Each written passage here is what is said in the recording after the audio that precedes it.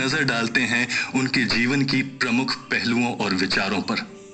अब तक आप लोगों को पता चल गया होगा कि अंबेडकर जी ने अपनी प्रारंभिक पढ़ाई लिखाई कितने संघर्षों से की। भारत से बाहर जाकर भी उनका संघर्ष खत्म नहीं हुआ। वो बताते थे कि गरीबी के चलते वो बस एक कपड़े में स्कूल जाया करते थे। वहां पर उन्हें पीने का पानी तक नहीं मिलता था। अगर वो प्यासे भी होते थे तो उन्हें पानी का नल छूने की इजाजत नहीं थी। एल्फिंस्टन कॉलेज बॉम्बे में भी उन्हें अस्पृश्यता का सामना ही करना पड़ा। उन्हें संस्कृत नहीं पढ़ने दी गई क्योंकि वो एक अस्पृश्य समाज के थे। हालांकि वो अपनी दृढ़ संकल्प और कठिन परिश्रम से संस्कृत के स्कॉलर बने। उनके व्यक्तित्व का दूसरा रूप जिम्मेदारी और निष्ठा से भरा था।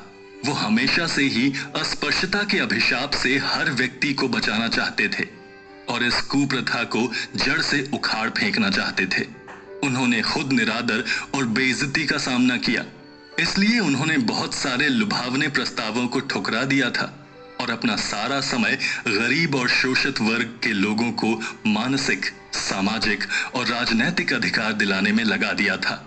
अंबेडकर जी का मानना था कि जब दलितों की उन्नति होगी तभी इस देश की भी उन्नति होगी। अस्पृश्य समाज वर्णाश्रम का खात्मा करना चाहता था और ऐसे सिद्धांतों का आह्वान करना चाहता था जिससे उन्हें जन्म से नहीं अपितु कार्य से जाना जाए। अस्पृश्य लोग अंबेडकर जी पर आंखें मूंद कर विश्वास करते थे क्योंकि उन्होंने अंबेडकर जी में उगता हुआ सूरज देखा था और उन्हें ऐसा लगता था कि उनके अंधकार भरे जीवन में बस वही सवेरा ला सकते हैं। उनकी लिखावट और उनकी स्पीच उनके तर्कवादी होने का सूक्ष्म प्रमाण है। जब तक कि उन्हें कारण और तर्क नहीं दिखाई देता तब तक उन्हें संतुष्ट कर पाना मुश्किल या नामुमकिन था। उन्हें अंधविश्वास, रस्में और रिवाज पर बिल्कुल भी भरोसा नहीं था। उनके नेचर या फिर उनकी ट्रेनिंग की वजह से उन्हें असंक्षिप्त और अस्पष्ट होने से नफरत थी। वो बिल्कुल भी बर्दाश्त नहीं कर पाते थे।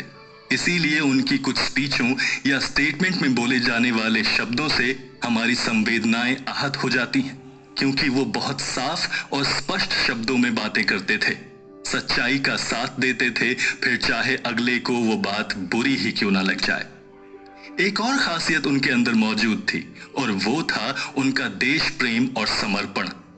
ऐसा देखा गया कि उनके सामाजिक और राजनीतिक कार्यों में कभी भी अंबेडकर जी ने देश की भलाई के विरुद्ध कोई भी काम नहीं किया है। उनके दिल में हमेशा ही देश की उन्नति और विकास की ही बातें थी। इसके विरुद्ध वो कभी भी नहीं गए। उनका सर्वोपरि कर्म और धर्म देश को तरक्की के रास्ते पर लाना था। अस्पृश्यता, गरीबी, लाचारी को दूर करके वो देश को अन्य देशों के बराबर लाना चाहते थे। उसे इस काबिल बनाना चाहते थे जिससे देश पूरी दुनिया में सर्वश्रेष्ठ कहलाए। उस पर कोई भी आंख उठाने से पहले 2 बार सोचे। अपना समय, अपनी सेहत तथा अपना दिमाग सब कुछ अंबेडकर जी ने देश के नाम कर दिया। इसके लिए उनके पास अपने परिवार के साथ बिताने के लिए 2 क्षण भी फुर्सत के नहीं थे। आज हमारे पास जो भी संविधान है वो बस अंबेडकर जी की देशभक्ति और उनके देश प्रेम की निशानी है। उनकी स्पीच और उनके द्वारा लिखी गई किताबें उनके देश प्रेम का ही प्रतीक हैं। वो हमेशा से ही जाति विरोधी थे, इसीलिए नहीं कि वो एक दलित परिवार में पैदा हुए थे, बल्कि इसलिए क्योंकि उन्हें लगता था कि जातिवाद ही देश को तोड़ने का कारण बनेगा। उनका मानना था कि आप जातिवाद की आधारशिला पर कोई भी नींव नहीं रख सकते, क्योंकि वो हमेशा डगमग होगी और एक दिन आपकी इस आधारशिला पर बनाई हुई बिल्डिंग जरूर ही ढह जाएगी।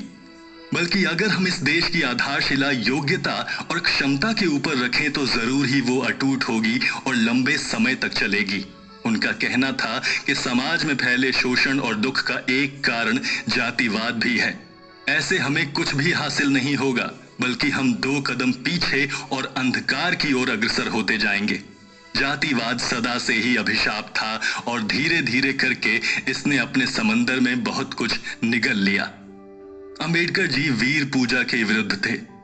ना तो वो खुद करते थे और ना ही अपने अनुयायियों से कहते थे कि वो करें। उसका कारण ये था कि जब लीडर अपनी जनता का विश्वास खो देते हैं और उनका कोई भी लीडर ना होने पर वीर पूजा उन्हें लाचार बना देती है। उनका कहना था कि कठिनाइयों के समय पर खुद पर निर्भर रहने के बजाय अपने लीडर का मुंह देखते हैं कि वो आए और हमें दुखों से दूर करे, जबकि ऐसा नहीं होना चाहिए। हमें अपनी कठिनाइयों और दुखों को खुद से लड़ना होगा। कोई और आकर हमारी सहायता क्यों करेगा जब तक कि हम लोग खुद काबिल हैं। हमें खुद की सहायता खुद ही करनी होगी। वो अपने अनुयायियों से कहते थे कि मैं चाहता हूं आप लोग सिर्फ मुझ पर निर्भर ना रहें, अपना खुद रास्ता बनाएं और खुद उन रास्तों पर चलिए। व्यक्ति को महान बनने के लिए कई त्याग करने पड़ते हैं। कई बार ऐसी परिस्थिति का सामना भी करना पड़ता है जब लगता है कि सब खत्म हो जाएगा, अब इसके आगे और क्या। निरादर, संघर्ष और ऐसी कठिनाइयों का सामना करना पड़ता है जो आपको अंदर तक तोड़ देती हैं। और ऐसी ही सैकड़ों संघर्षों का सामना बाबा साहेब ने किया, पर फिर भी सकारात्मकता, साहस और दृढ़ इच्छा शक्ति को बनाए रखा, तब जाकर वो एक महान व्यक्ति बन पाए। हालांकि उन्हें कभी नहीं लगा कि वो कुछ ऐसा कर रहे हैं, पर ये तो कोई तीसरा व्यक्ति ही बता सकता है जो दूर से देख रहा हो। जन्म से पहले ही अंबेडकर जी के माता पिता को ये भविष्यवाणी हो गई थी कि उनका पुत्र भारत का नया इतिहास लिखेगा, और ये सत्य भी साबित हुआ।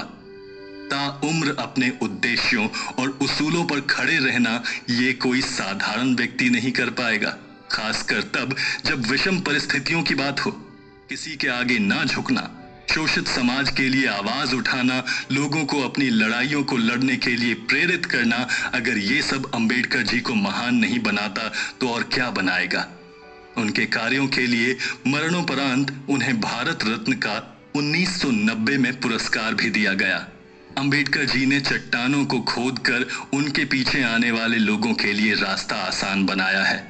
एक पुत्र यशवंत को छोड़कर उनके सभी पुत्र और पुत्री की मृत्यु हो गई थी, और ऐसी स्थिति में भी उन्होंने अपने मनोबल को नहीं टूटने दिया। जहां और भी उन्हीं के साथी अपना अपना जीवन सुखमय बिता रहे थे, वहीं पर बाबा साहेब संघर्षों में जीकर अपना नाम इतिहास के हाथ पर गुदवा रहे थे।